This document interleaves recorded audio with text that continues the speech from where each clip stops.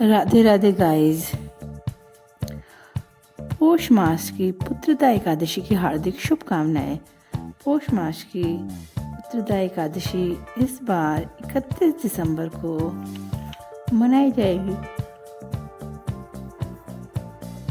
पुत्रदा एकादशी बहुत ही महत्वपूर्ण होती है। कहते हैं पुत्रदा एकादशी का व्रत करने से हमें पुत्र की प्राप्ति होती है और पुत्रदा एकादशी का विधि विधान से हम व्रत करते हैं तो जो निसंतान दंपति है उनको पुत्रदा एकादशी का व्रत करने से संतान की प्राप्ति होती है।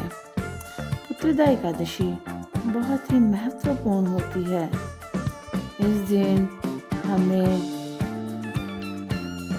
भगवान की विधि विधान से पूजा करनी चाहिए और हमें अपने भावों को निर्मल रखना चाहिए, स्वच्छ रखना चाहिए।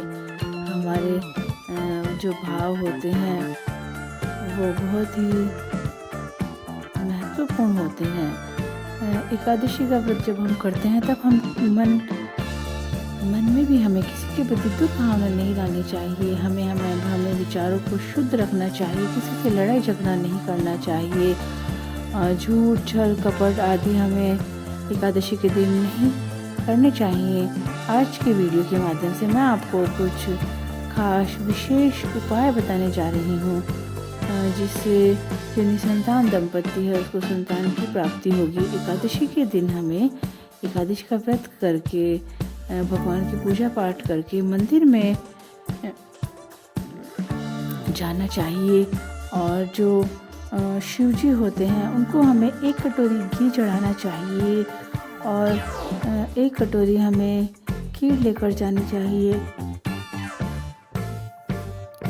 भगवान भोलेनाथ को हमें बेलपत्र चढ़ाने चाहिए, धतूरे चढ़ाने चाहिए, आक के जो पुष्प होते हैं वे चढ़ाने चाहिए। रोली मोली से विधि विधान से हमें भगवान भोलेनाथ की पूजा करनी चाहिए और हमें भगवान भोलेनाथ के समक्ष एक घी का दीपक भी जलाना चाहिए और फिर हम भगवान भोलेनाथ को जो बेलपत्र चढ़ाते हैं उन बेलपत्र में से हमें 2 बेलपत्र लेने चाहिए और जो वो 2 बेलपत्र होते हैं उनमें से 1 बेलपत्र को हमें भगवान भोलेनाथ की चौखट पर बैठकर चबा चबा कर खाना चाहिए और जो 1 बेलपत्र होता है उसको घर लाकर अपने पति को खिलाना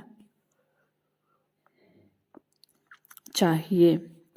अगर हम इस दिन जोड़े से भगवान भोलेनाथ की पूजा करें और पत्नी और पति दोनों भगवान भोलेनाथ की चौखट पर बैठकर बेलपत्र को चबा चबा कर खाएं और भगवान के जो मंत्र होते हैं उनका जाप करें तो भगवान भोलेनाथ अवश्य ही उनकी मनोकामनाएं पूर्ण करते हैं। जो पौष मास की पुत्रदा एकादशी है बहुत ही महत्वपूर्ण होती है।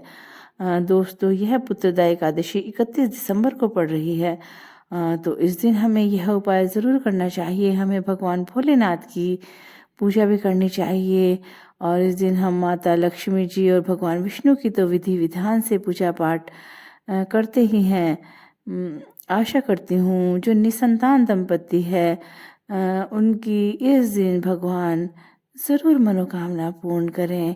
अगर आपको मेरा चैनल अच्छा लगा हो, मेरे वीडियो के माध्यम से आपको कुछ भी जानकारी उपलब्ध हुई हो जो आपके लिए महत्वपूर्ण हो तो प्लीज़ मेरे चैनल को लाइक शेयर और सब्सक्राइब कीजिएगा। दोस्तों मेरे चैनल को आप लाइक शेयर करते हैं तो मुझे भी प्रसन्नता होती है और मुझे थोड़ा उत्साह भी प्राप्त होता है कि मैं आगे कुछ इसी तरह के वीडियो बनाऊं। Thanks for watching.